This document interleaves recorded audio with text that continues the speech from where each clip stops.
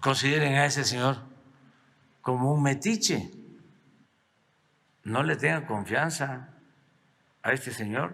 Mucho ojo, cuate. No dejes que te engañen. Ted Cruz, porque es chueco. Bien hecho, cuate. Tú vales mucho y mereces respeto. Cuídate a ti mismo. Y ojo, cuate, mucho ojo. El presidente dejó muy en claro la defensa que está haciendo de la soberanía nacional. Incluso con palabras fuertes calificó al senador republicano Ted Cruz porque dijo que él hay que considerarlo como un señor que es metiche, que está auspiciando la discordia.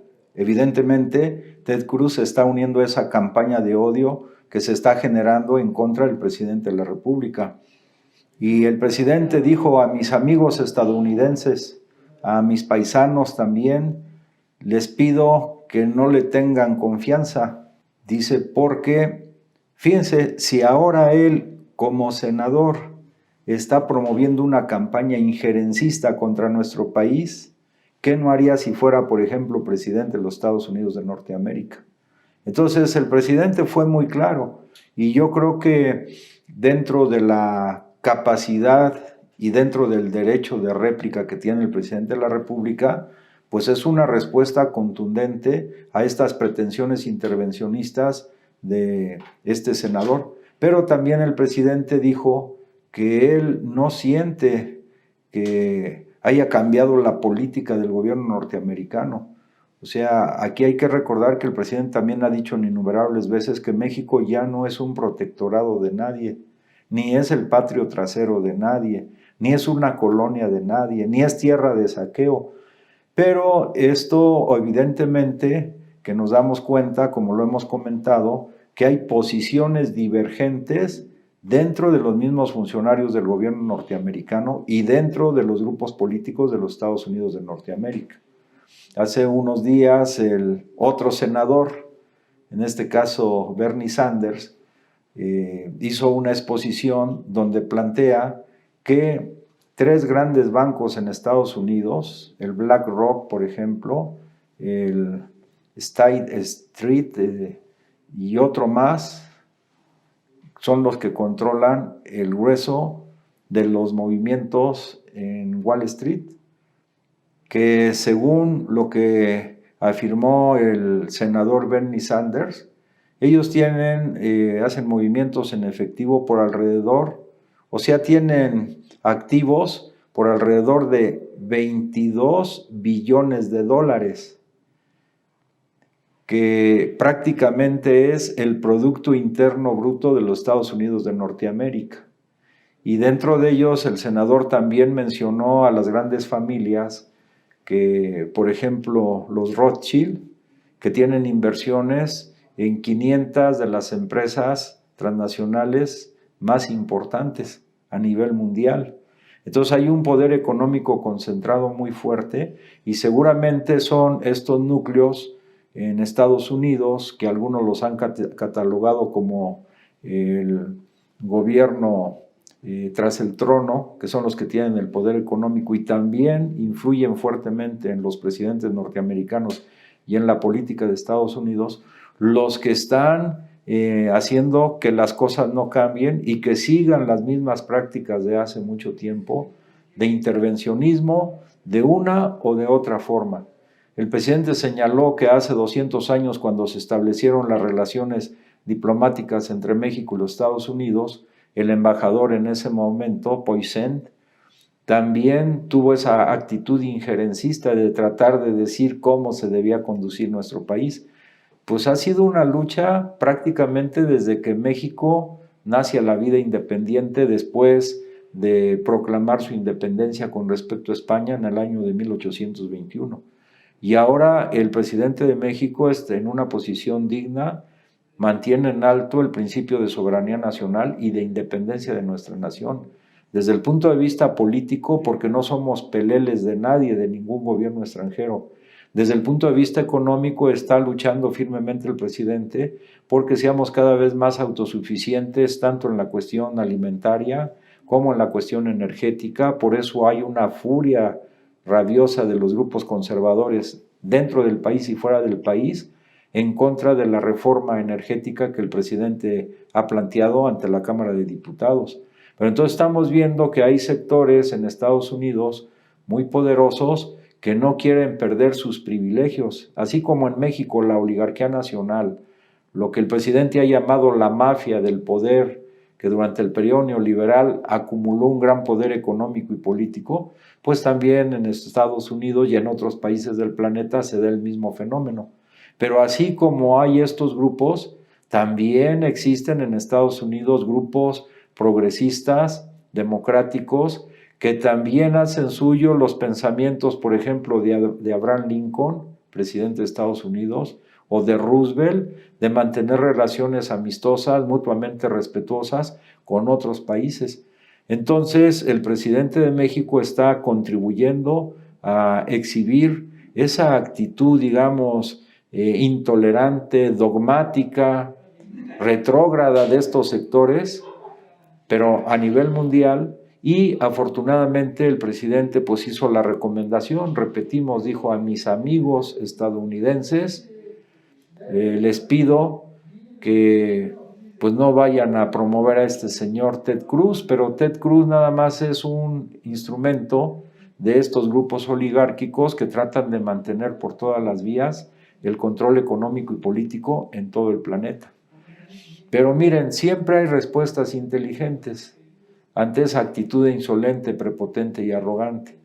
Por ejemplo, ayer en el caso de la anunciada invasión de Rusia a Ucrania, que estuvieron dale y dale con mentiras, ya hasta habían anunciado la fecha en que iba a haber la invasión de Rusia a Ucrania, pues simplemente el presidente Vladimir Putin de manera inteligente solamente reconoció a dos países nuevos que se desprenden de Ucrania o que quieren ser autónomos y que han decidido por sí mismos seguir otro camino.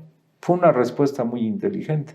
Eso lo pudo haber sido hecho Vladimir Putin desde hace 6 años, cuando estas repúblicas proclamaron su independencia con respecto a Ucrania, pero en una actitud prudente nunca lo hizo, pero ya le colmaron el plato y entonces toma una actitud distinta.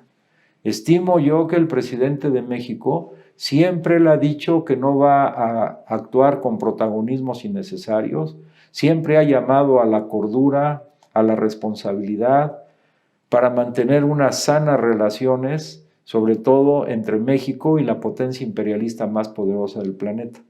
Pero hay algunas gentes como Ted Cruz, que están duro y duro con la misma idea vieja, dice el presidente, de estar ingiriendo en los asuntos internos del país, hasta que el presidente, con la autoridad moral que tiene y como representante de un país digno y soberano como es México, pues tiene que llegar a esta recomendación que hace a los mexicanos que están en Estados Unidos, que radican en Estados Unidos, o en general a sus amigos estadounidenses. ¿Pero por qué? Porque es una situación ya intolerable. Entonces, repetimos, hay una situación nueva. Ahora, el presidente de México, finalmente en la conferencia matutina, también insistió en que debe haber un cambio de mentalidad. Lo dijo para los de adentro, para la mafia del poder, y también para los de afuera, en el sentido de que ya cambiaron las cosas, que ya no deben estar pensando en los privilegios que tuvieron en el pasado, que si las cosas ya cambiaron, pues también todos los que estuvieron en la mafia del poder, los que se dedicaron a vender medicamentos a sobreprecio, los que controlaban la distribución de los mismos, o los que vendían en aras de engordar sus bolsillos medicamentos que no eran los recomendados para atender las enfermedades correspondientes, pues que ya cambien la mentalidad. Yo diría incluso muchos de ellos ya tienen mucho dinero, pues que reorienten su pensamiento y su acción para redimirse ellos mismos de los males que ocasionaron a nuestro pueblo y a nuestro país. Entonces el presidente dice, ya hay un cambio de mentalidad, ya cambiaron las cosas. Y esto se enmarca dentro del concepto de revolución de las conciencias.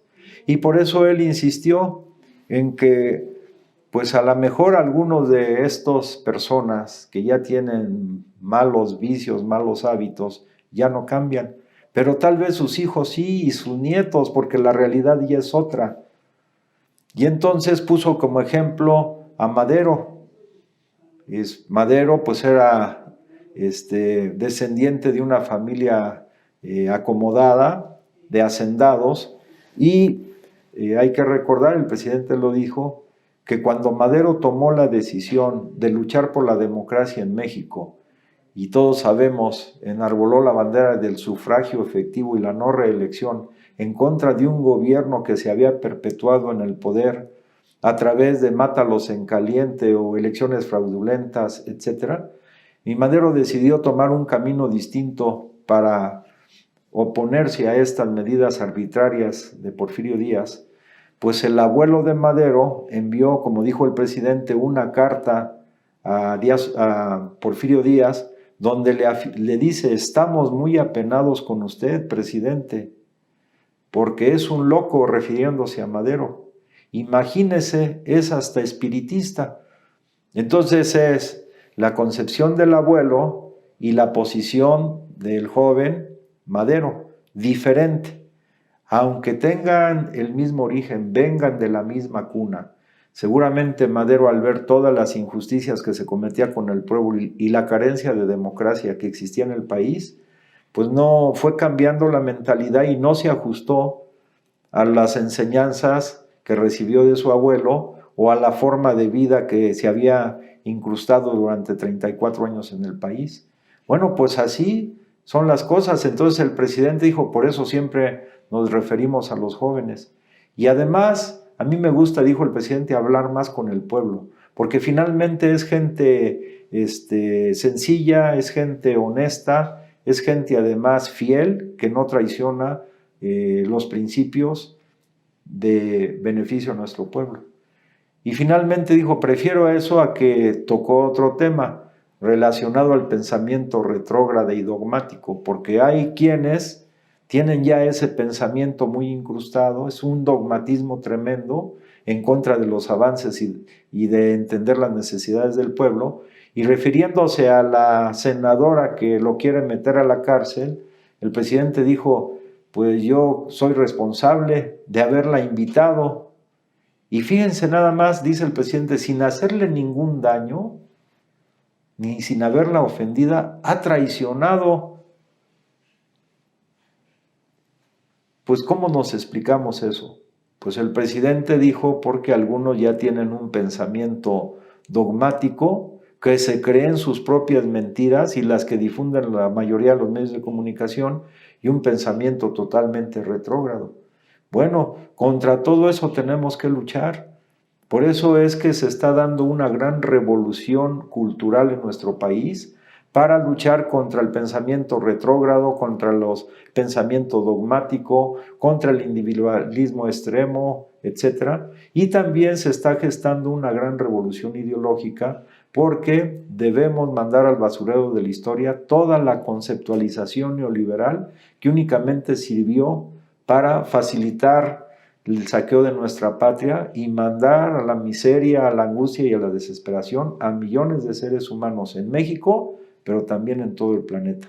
Entonces, revolución de las conciencias se está en este momento expresando en toda su magnitud a través de dos vertientes principales: la revolución ideológica y la revolución cultural. Y en eso el presidente de México hace esfuerzos impresionantes, lo cual valoramos en alto grado, y por eso repetimos ayer como hoy: yo estoy con López Obrador.